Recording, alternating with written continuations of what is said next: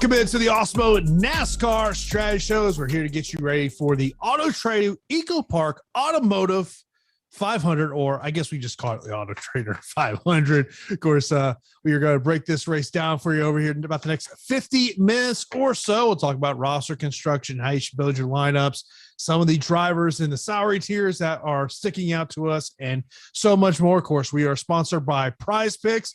We'll talk about some Prize Picks later on in the show. Of course, as always, I am joined by Phil. Phil, great to be talking a little NASCAR DFS with you. Of course, as we're getting towards the tail end of the NASCAR season, playoffs winding down here, which you had a really interesting tweet earlier this week where he said, since NASCAR started racing at Texas during the playoffs, only 4 times has a non-playoff driver won the second Texas race: 2006, 2014, 2015, 2020. And you noted, of course, 2 of those drivers were Jimmy Johnson, where during those times he was just on an absolute roll.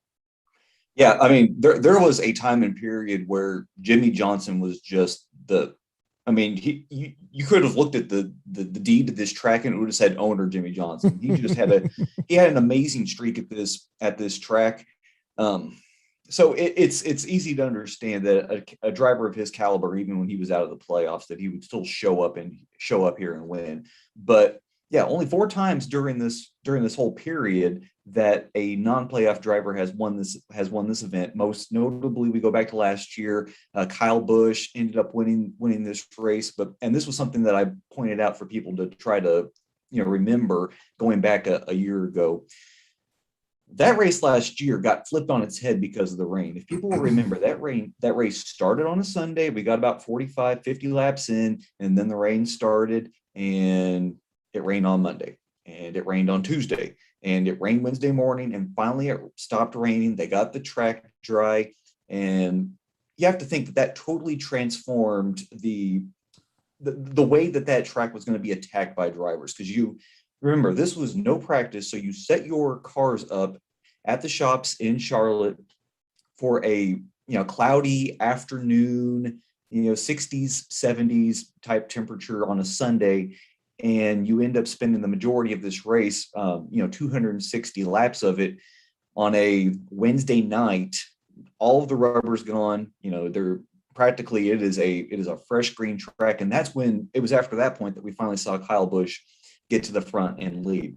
So my hypothesis is that the bulk of your dominators that you're going to have in your lineups tomorrow, 2 to 3 dominators per lineup, whether we're talking about DraftKings or FanDuel, these are going to be the drivers that are in the playoffs. So if you're looking at your dominator list and you've got some guys in there, like there are some potential dominator candidates that we'll get into that aren't in the playoff field, the final 8 remaining drivers, but the bulk of your dominator list this week should come from these playoff drivers because, quite frankly, the trends state that it's most likely going to be a playoff driver that ends up winning this event.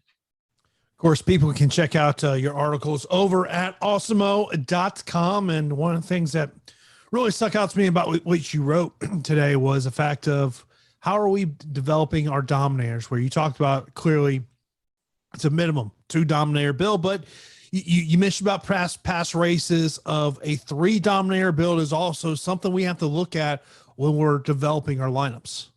Yeah, people will ultimately ask, okay, can I have a 1 dominator build? And yes, we have seen that happen throughout the year. But if people will go back, and I've linked the 2021 550 horsepower numbers, that spreadsheet, you can find it on my Twitter timeline. I'll post it again later. But you can look and see what's been going on in these last few races. Is that it hasn't been a single dominator build. In fact, I don't believe that we've really seen that since the first Charlotte race. So you go back to Pocono 2, Atlanta 2, Michigan, Las Vegas. These were races primarily that had 2 or 3 dominators. And the history of here at Texas, it was repaved prior to the spring 2017 race. So we've got 8 races that we're looking at data-wise. We haven't had a single dominator in those races. we haven't had just a two dominator where it's just been two guys that have led the majority of laps. It's always been at least three drivers. And the smallest amount of laps that a third dominator has had has been 35, and that would have been the spring race of 2020. But going through here, you average things out and you're looking somewhere in the range of about 47, 40, 45 laps led per event. And DraftKings, I don't know if they've done us a favor or they've kicked us in the shins, but with as low as they've put the upper threshold of salaries this week, it's super easy to make a three dominator build. And this is something to keep in mind for people, is that if you are trying to avoid a three dominator build, you are going to have to get very specific with your lineup construction rules and tell it, I don't want any more than two of these drivers, because if you just go off of simple projections and maybe add some randomness in there, the majority of your lineups are going to end up with three dominator builds because just of how low DraftKings made salaries this week. Yeah, I mean, that's the one thing is just kind of I look down the salaries in terms of starting position. I mean, we'll talk about Kevin Harvick here in a moment. Of course, the most expensive starting 24th, and we can talk about his track history here. But, really, when you look at really 8,000 and above is really, or 8,000 and below is where we're going to be looking for in terms of those place differentials. Yeah, I mean, that's really a good way to put it, is that you've got everybody 8K and above that if they're not going to be a potential dominator or a driver that you're playing in tournaments for a top 10 finish, then they're overpriced place differential. Your Ross Chastain's, your Eric Almirola's, your Kevin Harvick's all the way to the top. And then practically everybody below that, save for a few drivers, are the guys that you're going to be mixing and matching in there for their place differential. So it's I don't want to say it's cut and dry, but DraftKings really simplified things with the way that they structured salaries this week. So you inevitably, to get away from ownership and to get away from the way that a vast majority of the field is going to be building their lineups, you're going to have to do things a little bit different, or you're going to really have to take some chances with these lower owned guys. Of course, you can check out all of Phil's articles over at Awesemo.com. And if you're not an Awesemo Plus member, you want to get a little peek about what's behind the paywall. Today's free premium data and tools are MMA fighter rankings, Week 6 NFL top stacks, and MLB top stacks. Of course, if you're not subscribed to Awesemo, you got to do that right now. Hit that subscribe button, hit that notification bell so you know when a show is live here on the channel. Of course, coming up after us, we'll have the Prize Picks NFL show. And then, of course, tomorrow, all morning long, we'll get you ready for Week 6 of the NFL. A rare Sunday off for me. It's kind of a rare thing. I actually kind of sit on the couch and I'm probably like a lot of people. I just put on Red Zone and watch what's going on around the league. It's pretty much how it works. It's a rarity. I get to do that on a Sunday and just not do anything. There you go.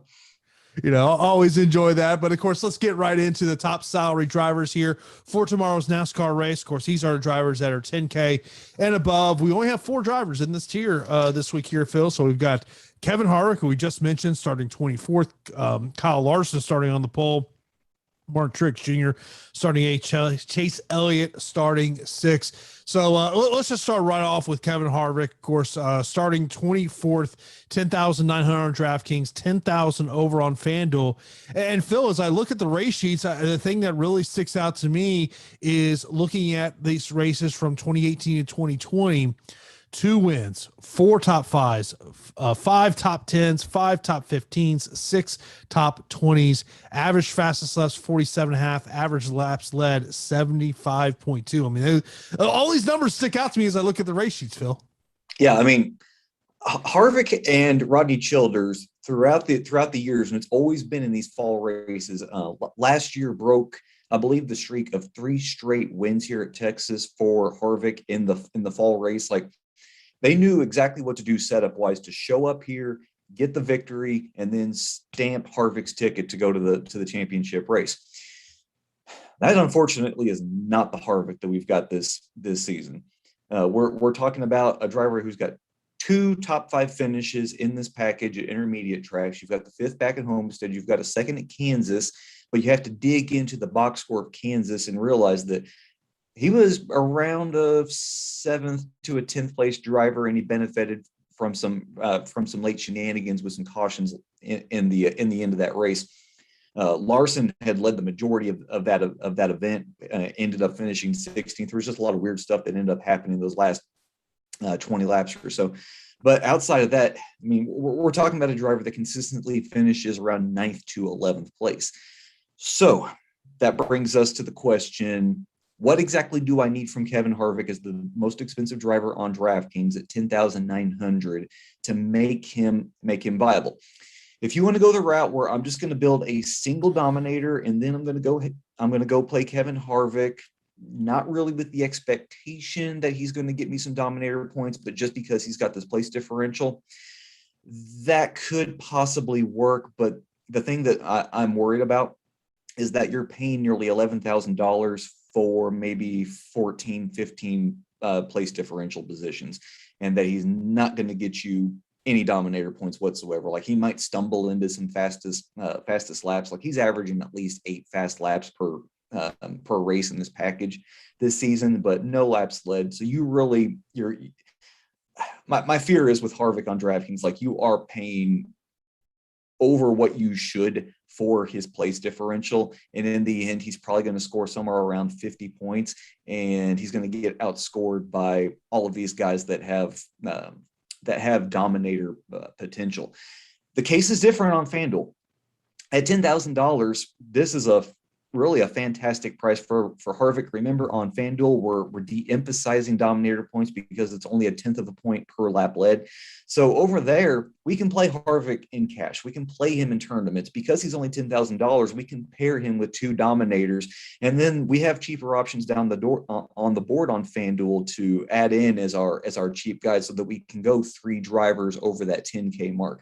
So this really is one of these weird weeks that, because of the way salaries are structured, I really don't like Kevin Harvick, even in cash on DraftKings, but I have at least 25 to 30% of them on FanDuel. Yeah, and you can, of course, if you're an Also Plus member, you can look at the ownership projections and you can see the difference of what we're projecting on DraftKings as opposed over to FanDuel. Now, there is a driver over on DraftKings that clearly everyone is loving, and that is Kyle Larson, right on the pole. And I know you wrote about this in your article, the fact of how the person on the pole can really just set the tone for this race. Yeah, if people were watching the Xfinity race before this race, I mean, it plays out.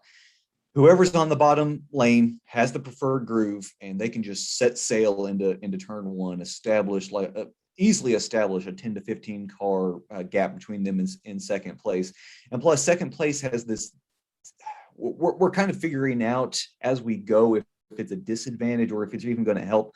But NASCAR here at Texas, they laid down a pretty solid layer of resin in order to establish a second groove, because this is the problem that Texas has created. When they repaved the track, it made this track a single groove track down at the bottom. That is the only place to race. That is the only place where you can pass. That's really the only place that there's any actual grip.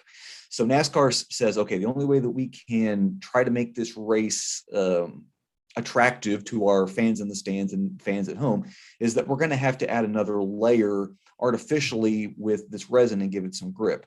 Well, what we have so far that I witnessed in the Xfinity race is, early on, that resin has no grip. In fact, it's slick.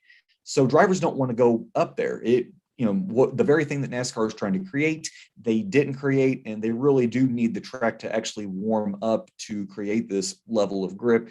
And it's going to be a day in the mid 70s tomorrow. So that's yet to be seen. So that all establishes that Larson, initially, he's going to be able to set sail. There's really not going to be a need for him and the drivers up front to pit during the safety caution, probably around lap 30, because this track it doesn't eat up tires. There's just nothing, really remotely close to like an Atlanta or even a Homestead when it comes to regards to this track. So Larson is in the perfect position to do what he's done at other tracks, and that's just to gain tons of fast laps, gain tons of laps led.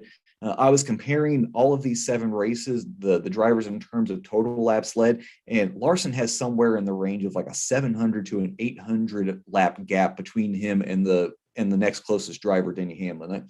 There is a reason when you look at the race sheets and look at these averages, why Larson is sitting at 133 laps led in these 7 races, and the next closest driver is in the 30s, and that's Denny Hamlin. It's preposterous what he's doing. So the projected ownership is well worth it, because Larson once again could be the highest scoring driver tomorrow. Yeah, I mean, the thing is, it's just leads question when we're seeing this as high ownership that we're seeing is like, obviously, if you're in a multi-entry, you're going to have lineups where you don't put Larson in just to make yourself different than the rest of the field. But like, how does he not end up being optimal, being able to really rack up a ton of dominator points at the start of this race? This is how, because of his history here. The previous races that we've totally embraced Larson as a dominator, it's because there's been very good track history for Larson when he was racing in the number 42 for Chip Ganassi. Like, he would lead laps, he would run up front, but because he wasn't in top tier equipment, he traditionally wouldn't win these events. He would run strong, but he in the end wouldn't be a threat to win. Well, we've seen that flip on its head. Here at Texas, this hasn't been a fantastic track for Larson for whatever reason. He's only got 4 races here since the repave, because obviously he missed the 2 races last year. And in that, he's wrecked out of 2, and he's got 2 top 12 finishes. And then if you go even further back in his history, this just hasn't been one of his better tracks. So the path to Larson failing and not being optimal tomorrow is onefold, that this isn't one of his better tracks, and that the new speed that he has in the 5, it doesn't translate tomorrow. And second, you can get Martin Truex Jr., who's run here well, for 10-3. You can get Chase Elliott, who's run here well, for 10-1, and then other drivers that I'm projecting to lead practically the same amount of laps as Larson for just a hair cheaper, that are both underpriced. So I think that is the path, is that either Larson doesn't translate tomorrow because of just whatever factors are affecting him at Texas, that he doesn't run here well, or the fact that these drivers that really could do the same thing as him fantasy point wise, they're just really not that much cheap. They're just a hair cheaper than he is, and not that hard really to get to. You mentioned about Truex Jr. and Chase Elliott, and I mean, let's just say I go, you know what, Kyle Larson's a core play. Am I teaming him up with one of these other 3 drivers? It's something that I think that you're definitely going to do in 20 max and 150 max. Mm-hmm. That these are definitely drivers that you want exposure to. These are both drivers that are they're averaging over 10 fastest laps per race. The laps led numbers aren't that fantastic, but quite frankly, if your name isn't Kyle Busch, Kevin Harvick, or Ryan Blaney, then the numbers aren't really good for anybody else here. So if you're doing single entry or 3 max, these are probably drivers that I'm not looking to pair with Larson. But once we're talking about 20 max or especially 150 max, then these are definitely drivers that enter the conversation. Of course, appreciate everyone that's tuning in here to the Awesemo NASCAR Strategy Show to get you ready here for tomorrow's NASCAR race.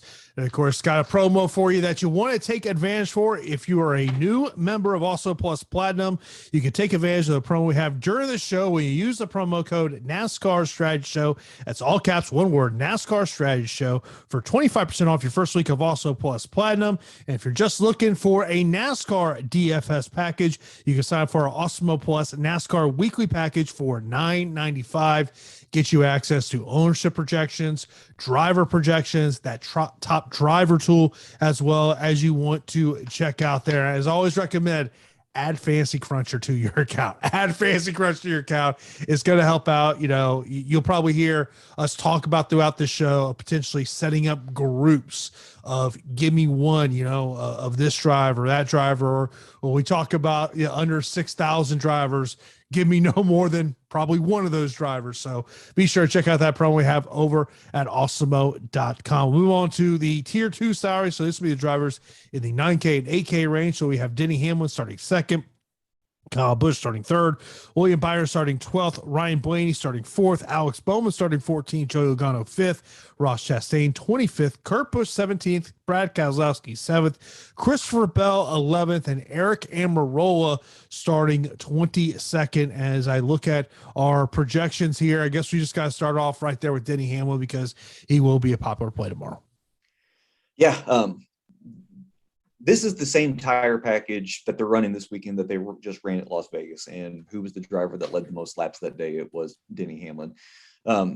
Denny's coming on when he's needed to come on. You know, it's odd in my mind. I don't think of Denny as a strong contender in this package because he's seemed to have run better in the 750 horsepower package. But if you look at Denny's numbers and where he's been this season, I mean, we're talking about a 4th in the first Las Vegas race, a 4th at Atlanta, 12th at Kansas, 7th at Charlotte, 13th at the second Atlanta race, and then of course he won the last race at Las Vegas, leading the most laps. Plus he's on the front row next to Larson. So I mean, it really does make a lot of sense that Hamlin could show up tomorrow, and if Larson doesn't lead the most laps, then there's nothing ruling out Hamlin to be that driver that does that. Looking at the rest of the drivers, in terms of the drivers here, starting at the field, Kyle Busch starting third, just $100 less than Denny Hamlin. Yeah, there's going to be a ton of scenarios where you build a Larson Hamlin lineup, and because there's only $100 difference, you're probably going to build that exact same lineup, but you're just swapping out Hamlin for Kyle. In terms of dominator potential, I think, and I mean, this really is a coin flip at this point, that I think I like Kyle a little bit better than Denny, just based on the consistency that Kyle's had in this package this year. I mean, the last time that Kyle finished outside of the top 5 at an intermediate track, you got to go back to the first race in this package, and that was at Homestead. Kyle's just been super, super consistent in here. You're getting at least 22 fastest lap and 16 laps led from him. You're probably going to get more from him tomorrow, considering how well he's run here at Texas. Remember, last year he won this race, showed up with just, the worst form of his career, ended up leading the most laps, won that race. He's got another win going back to the spring race of 2018. Just, plenty of top 10s in his history here, plenty of wins.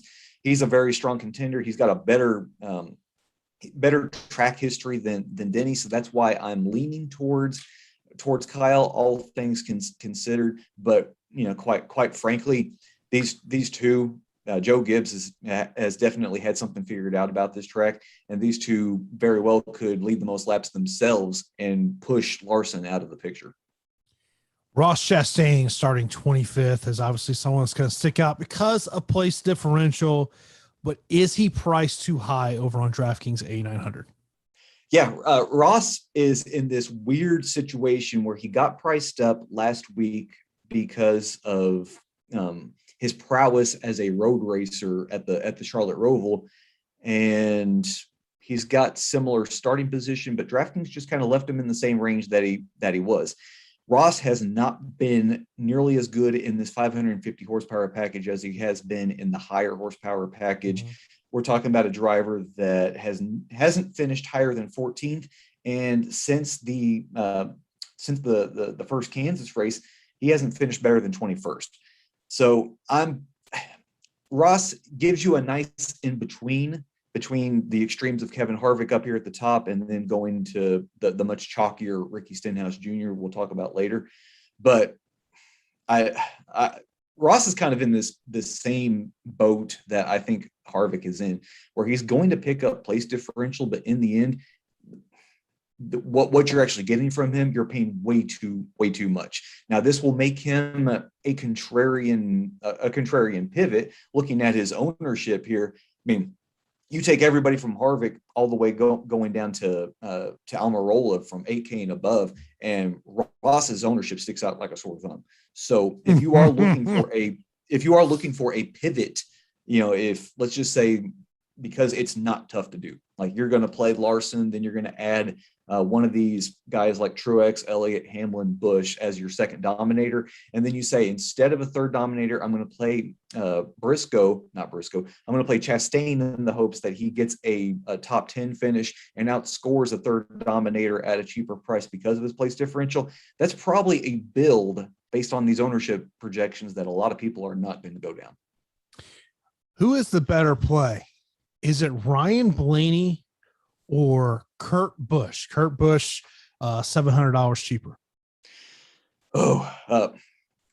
Kurt, once again, you're never guaranteed anything in NASCAR, but Kurt, it really does feel like you are at least guaranteed a top 10 finish. I mean, you look at the race sheets here for Kurt, and you can't find anything outside of ninth place here at Texas. And I think this streak even goes back prior to the Texas repave. Like, he's been super consistent here. He finds his way into the top 10. Now, the sad thing is that he never seems to advance his position beyond the seventh place at the end of the race. But knowing that you're going to get somewhere in the range of 8 to 10 place differential spots from him, you're going to get those finishing position points. That is definitely entertaining. If you find yourself there in cash, he's kind of like a quasi GPP cash play. Some people like to build their cash plays with a little bit of a GPP flair thrown in there to differentiate them from the chalk. If that's what you're doing, that makes sense. Kurt definitely fills that mold. But Lord Almighty, I love Ryan Blaney this week. I've been ringing that bell ever since I started putting the race sheets together. Blaney fits everything that you want from a driver at this track. He consistently runs good. You're talking about 5 top 10 finishes in the last 6 races here. He's definitely picked it up with this package. He's got back-to-back top five finishes at intermediate tracks. You go back to Michigan, he ended up winning that race. With Blaney, you're never going to get like a dominating performance from him. It seems he always seems to find a way to pull out a win late, which throws him into the category of a potential third dominator. Blaney has led the most laps here before. You go back to the summer race of 2020. I mean, he was hands down the best car, should have won that race, but some late shenanigans when people were making some green flag pit stops late in the final segment kind of screwed him up, and he had to fight his way back to get to the top 5. But Blaney has consistently run strong here. He makes tons of sense as a third dominator. In fact, if you want to play him as your second dominator, cheaper than these guys, I'm totally on board with that. I love him on DraftKings. I love him on FanDuel. If you want to play him in cash, like I think the preferred method to cash builds for your head-to-heads and your 50-50s, your double-ups on DraftKings is you are going to go with a 2 dominator build and then go with the place differential around you. Most people are going to go Larson, Hamlin, Larson, Busch, but if you want to pivot down to Blaney because there's a guy with a little more place differential that's priced up that you want to get in your lineups, I mean, I really do like that idea. Is there any other drivers that you're as in love with as much as you love Ryan Blaney tomorrow? I want to throw a little bit of ownership on Brad Keselowski. He's run well here at this track in the past. You've definitely got the motivation because he's currently on the outside looking in of the playoff picture. And when you look at what he's done in this package, a lot like Ryan Blaney, it didn't start off well, but it has definitely rebounded. He's got 4 top 11 finishes in the last 4 races in this package at intermediate tracks. So Keselowski's cheap, and he is probably the definitive pivot off of Kurt Busch, because if people are playing Kurt Busch, then ultimately they're going 2 dominators and then going to Kurt Busch and building around that. But Brad at a cheaper salary could be a fantastic pivot as a third dominator in your lineups. Of course, we are sponsored by Prize Picks. They have their daily prop-based contests over there. You got 5-player lineups that can net you up to 10 times your entry fee. And of course, you can use your knowledge on multiple sports on their multi-sport cross-platform. And of course, when you sign up, you got to use that promo code Awesemo they'll match your deposit up to $100. Use that promo code Awesemo. As I look over at NASCAR's props that we have over there for tomorrow, I know there are 2 that stick out to you. One being Kyle Busch. His number is at 35. Joey Logano at 33. Yeah, remember, over here on Prize Picks, the laps led points, they're so inconsequential because basically a driver could lead all, let's just say if this was a 300 lap race, they could lead all 300 laps and it's an extra 3 points. Nothing that you're really worth chasing or configuring into your process. So with Kyle Busch, a projection of 35, we're needing a 6th place finish or better. And like I said, he hasn't finished worse than 5th at these tracks in this package going all the way back to Homestead in February. So I believe that cycle continues. And then with Joey Logano, his is at 33, which would basically mean you need a 8th place finish or better. And Logano has yet to do that in this package at intermediate tracks this year. Logano's probably going to end up finishing the worst out of all of these guys. Like their focus this season for the 22 has been the 750 horsepower package. And you look at these numbers in the 550 package, and you can tell that the team's focus is definitely on one aero setup versus the other. And it's not with this. Of course, you got to check out Prize Picks. Got a lot of great props that you can play over there. I was checking them out this morning. Of course, be sure to use that promo code Awesemo. They'll match your first deposit up to $100. Once again, that is promo code Awesemo. So let's move down into the tier 3 salaries, which will be the 7K and 6K drivers. So we got Chase Briscoe, Tyler Reddick, Austin Dillon, Matty D, Ricky Stenhouse Jr., Ryan Newman, Daniel Suarez, Justin Yaley, Eric Jones, Chris Buescher, Bubba Wallace, Cole Custer, and Ryan Preece. And I guess we got to start off with Ricky Stenhouse, as I was just doing a dummy crunch with our projections. And he, in terms of doing a crunch of 150 lineups, he came up in 45% of them. Yeah, Stenhouse is basically a block playing cash games tomorrow. He's the one guy that kind of sticks out because he's not priced up that much. He has a lot of place differential in this package so far this year at intermediate tracks. 5 top 20 finishes, 4 of those were top 15 finishes. He's yet to finish, but actually inside the top 10. But you don't need that from Stenhouse. If he can get you another 15, if he can get you 10 to 15 positions, that is going to be fantastic. And especially at that price tag of $5,700 on FanDuel, there is conceivably a world where Stenhouse is the lowest that you absolutely have to go tomorrow for FanDuel lineup building. But yeah, the ownership is bananas. And the thing that I can't quite figure out is when I look at these ownership projections, Stenhouse here is where he's at. But then as I start to find these, not the guys that are a little more expensive, but, let's just say that you're really running salaries tight.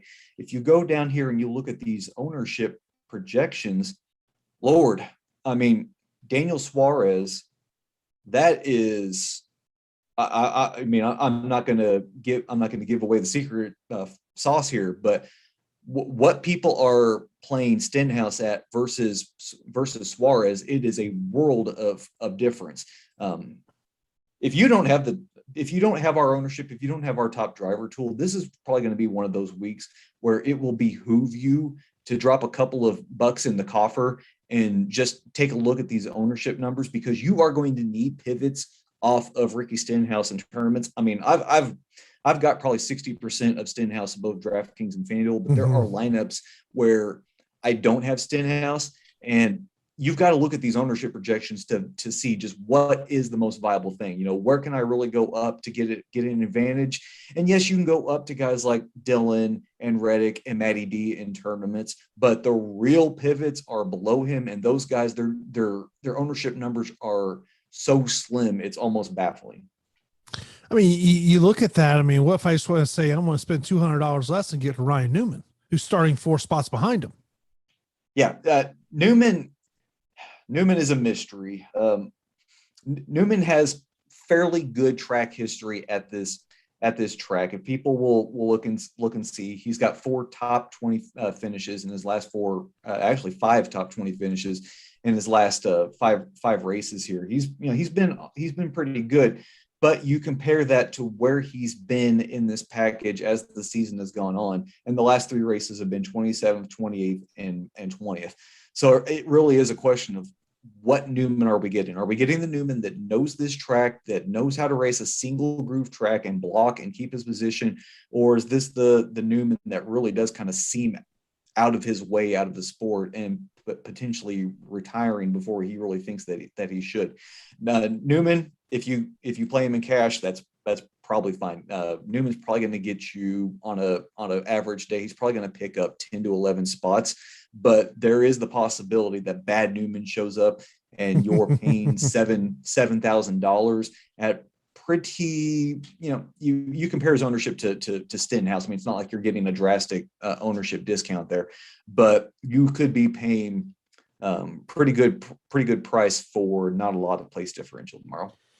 And obviously, I mentioned earlier in the show, this is kind of this tier and the tier below where we're looking at the drivers who've got that place differential, but there are some drivers that there's not a ton of place differential there. You look at Tyler Reddick starting 9th and Chris Butcher starting 10th are the 2 that stick out to me, that there's not a lot of a wiggle room there. Yeah, I like Reddick. I think I like him more for betting purposes than DFS purposes. And it's just because of exactly what you said.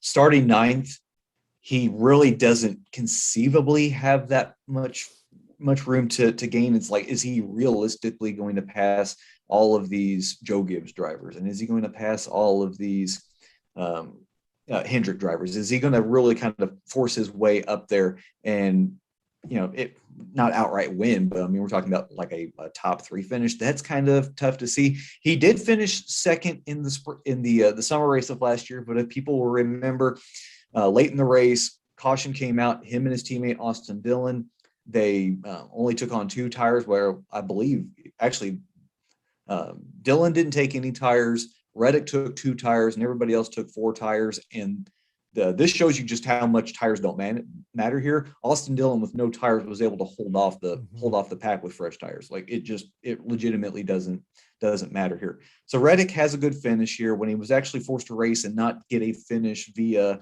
hoodwinking the crowd. He finished 15th. The thing that you have to pay notice is in this package, at these intermediate tracks, he has 5 top 10 finishes, and he's got 4 straight top 10 finishes going back to Kansas.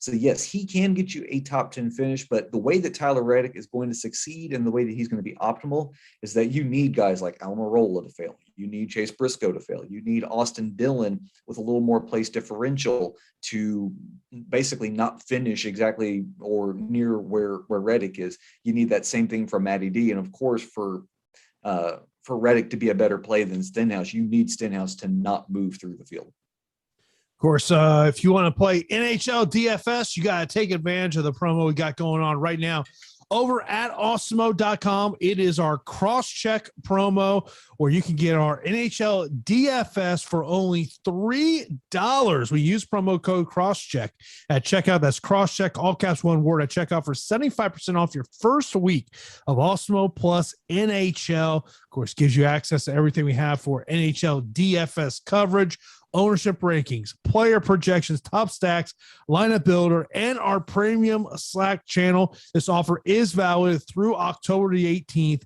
where you can get a Awesemo Plus NHL first week for only $3. That is 75% off. You got to take advantage of that promo that we have going on over at Awesemo. DraftKings.com. Now we get into the tier number 4, which we basically have just renamed here on the show. How low can we go? So we got Michael McDowell, Corey LaJoie, Anthony Alfredo, Timmy Hill, David Starr, Joey Gase, Josh Palicki, BJ McLeod, Garrett Smithley, Cody Ware, and Quinn Hoff. I mean, look, I think we talk about this every week here.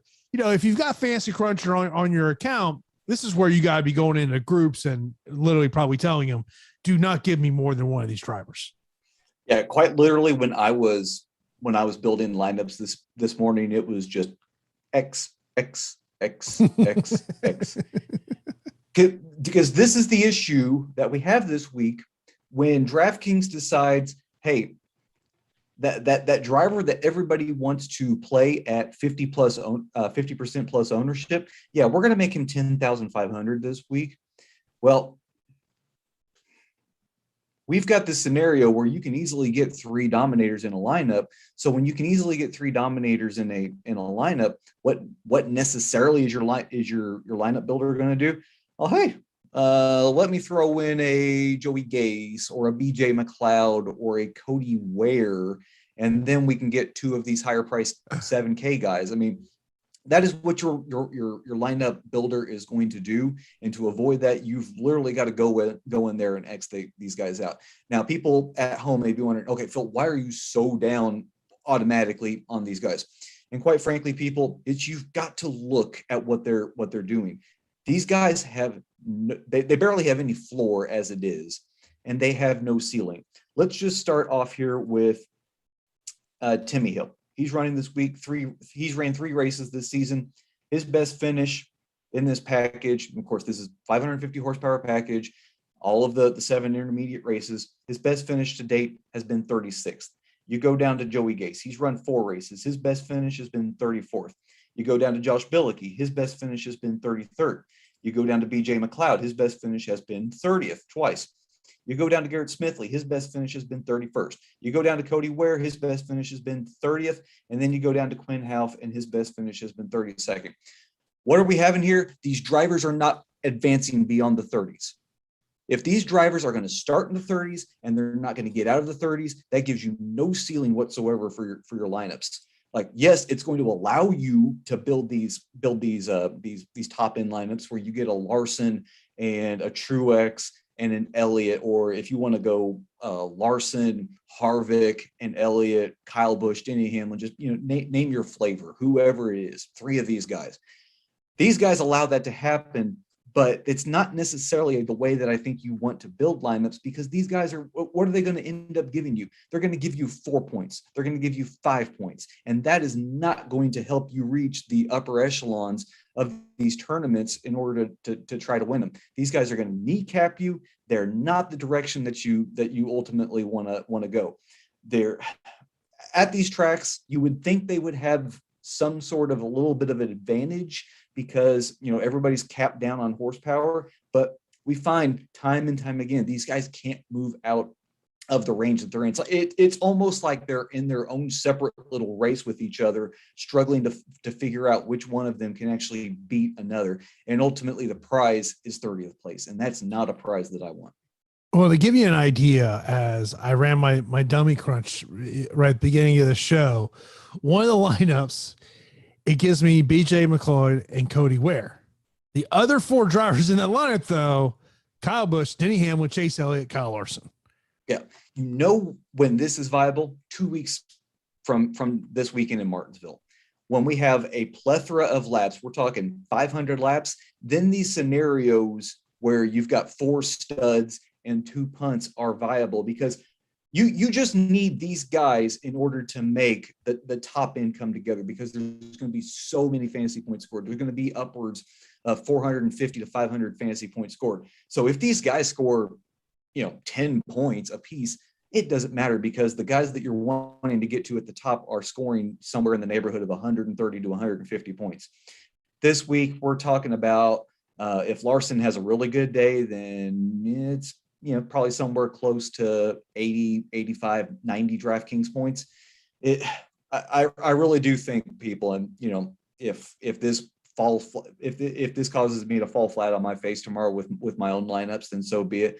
But I really do think that if you've got Fantasy Cruncher or whatever your lineup builder is that anybody under Anthony Alfredo at 5,600, you just remove him from your pool. Do you want to get to a Michael McDowell based on his starting position? I don't like it, but in 150 max, I've got some shares just to have something different from all of the Ryan Preece and Corey LaJoie and Anthony Alfredo lineups that I have. And quite frankly, I mean, Michael McDowell has basically finished where he's starting in 3 of his last 6 races here. He's finished 15th or better in 3 of these past 6 races here. And he, the season has been trailing off for him, but he does have 4 top 20 finishes in this package. If LaJoie can advance, which has kind of been an issue for him of late, and Anthony Alfredo's kind of got this weird issue where the punts do, where he never finishes higher than the 20s, so he's kind of stuck in this same circle where he finishes where he starts these races. And if that's the scenario and Michael McDowell can, fingers crossed, just get you another top 20 finish, then he'll probably outscore the likes of both LaJoie and Alfredo. Of course, should mention 334 laps tomorrow with this NASCAR race. Of course, if you do have any questions for Phil as we begin to wrap up the show, be sure to do that. You can do that in our premium Slack channel. You can do that on YouTube as well. Of course, we always appreciate everyone checking us out right here on YouTube. Of course, you're not subscribed to also, be sure to do that. We've got a ton of great shows for you each and every day, whether you're looking for NFL coverage, NBA season right around the corner. NHL has already started off. Of course, NFL, college football, we have got you covered. MMA, golf, whatever it is, we have you covered over here at Awesemo.com. Of course, hit that notification bell so you know when a show is live here on the channel. Of course, we've kind of gone through a lot of these. I think the question really, and we talked about, a 2/3 dominator build, Phil, is ultimately is if you do go to that 3 dominator build, like what does really that roster construction look like when we're talking about that final driver in your lineup? Right. If like I'm just looking at some of my own 3 dominator builds here. If you do the path that I'm expecting a lot of people to go down, which is Larson, Hamlin, Busch. I mean, that trio, if people are going to go a 3 dominator build, then that's probably going to be the route that they go. And if you do that, you're left with $6,600 per driver. I mean, any other week, we should be talking about being in like the $5,700, $5,800 driver range, what's left over. But this week, because of what DraftKings has done, you're left with 6,600. So quite, conceivably, you could just, pick around with all of these guys in the mid high 6K range, the low 7K range. And if you're feeling frisky, then you can even, you can dip down to this McDowell, LaJoie, Alfredo in the range. And if you do that, you go with Alfredo. Well, now you've got options in the high 7K range. So once again, I don't know if DraftKings did us a favor or a disservice, but the three dominator builds are definitely viable because of what they did with salaries. It should be tougher to get to a 3 dominator build this week, but for whatever reasons, DraftKings decided that it isn't. So either use that to your advantage or be wary of that. Yeah, I mean, just to give you an idea, earlier in the show, you heard Phil talk about how much he loves Ryan Blaney. And let's just say you want to pair him with Kyle Larson. That gives you an average driver salary remaining at $7,500 per driver. Just kind of give you an idea if that's going to be kind of your core play of, whether, or maybe you say, hey, I'm going to go Kyle Larson, Denny Hamlin. Denny Hamlin at $9,900, so a little more expensive than Ronnie Blaney. But then, I mean, look, we got to start playing the ownership game of where we're going to get leverage at. There's some drivers you kind of, threw out there, Daniel Suarez being one of those who just ownership is low on them. Yeah, I mean, okay, let's go through the example you just gave. If you go Larson and Blaney, like you said, $7,500 left over. The chalk way of doing this is, okay, I'm going to go Stenhouse and I'm going to add in Ryan Newman. Well, now we're up to 7,900, and there just happen to be a couple of drivers up in that range that are going to, that are still going to give you place differential. And in fact, this is going to look a lot like a cash lineup instead of a tournament lineup. So if you're not just going to follow the chalk here because you're saying, okay, I've got Larson, of course, he's going to carry heavy ownership. Blaney he's going to have some ownership, but not near what the guys ahead of him are going to have. I still want to play Stenhouse, but I don't think I want to chase any more chalks. This is when I start looking at guys like Suarez starting 19th, or Eric Jones starting 21st, or even Chris Buescher starting 10th. Who Buescher needs kind of the same things to happen that Reddick is for Reddick to be viable, but he comes at $1,000 discount. And then we've got Bubba Wallace, who I think you can play in both cash or tournaments this week, starting 18th.